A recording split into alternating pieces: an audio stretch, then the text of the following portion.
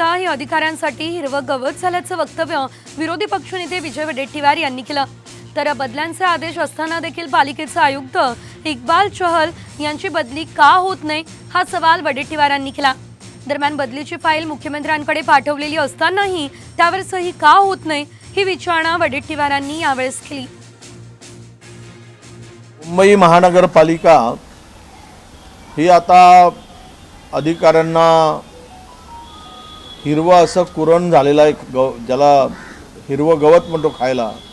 मुंबई महानगरपालिकेमध्ये वर्षानुवर्ष जे अधिकारी ठाण मानून बसले आहेत, या अधिकाऱ्यांची बदली का होत नाही, का केली जात नाही? मुख्यमंत्री यावर कदाचित मिलीभगत काय आहे? मुख्यमंत्र्यावर हे अधिकारी दबाव आणतोय का?